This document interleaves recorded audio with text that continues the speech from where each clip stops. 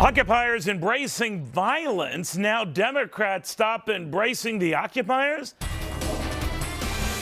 Welcome, everybody. I'm Neil Cavuto. Capitol Hill police today trying to track down the person or persons who threw a smoke bomb over the White House fence. It happened late last night during an Occupy protest. The president and first lady weren't at home at the time, and yet, so far, no arrest yet.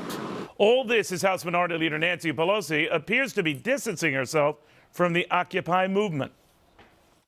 As opposed to the Tea Party, which was practically a wholly owned subsidiary of the Republican Party, we don't really have much of a connection with the Occupy.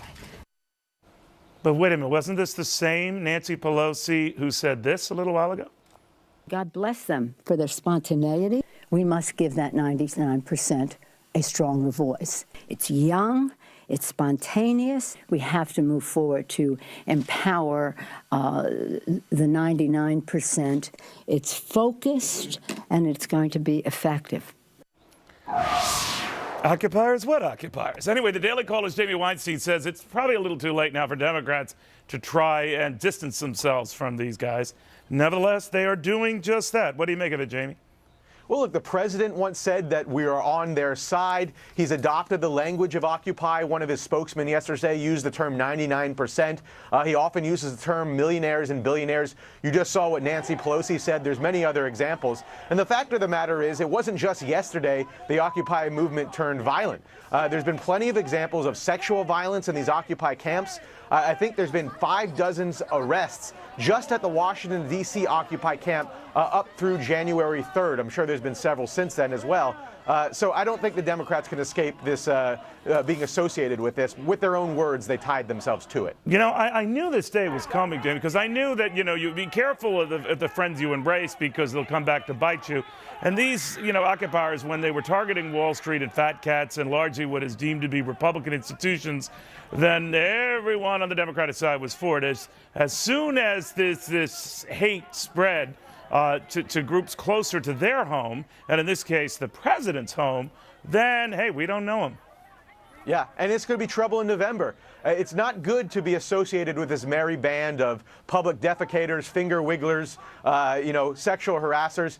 You know, there's some do-gooders there. And that's just in Congress. That's just in Congress. Go ahead. Right. That's right.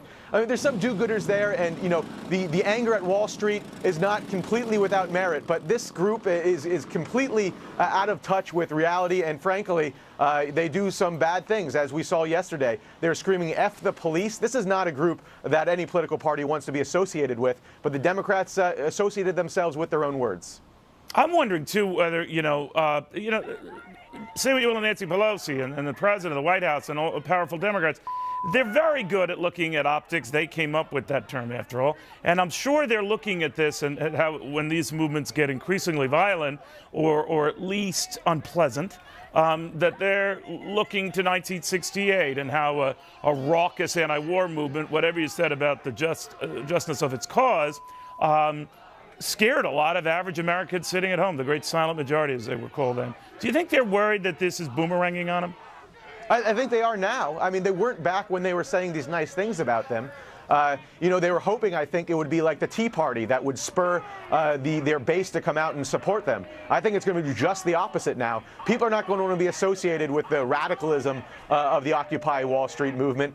You know, these people aren't asking for reform of Wall Street in a lot of cases. They're anti-capitalists, and America is generally, the large swath of America, not anti-capitalist. All right, buddy. Thank you. Good seeing you again. Jamie Weinstein in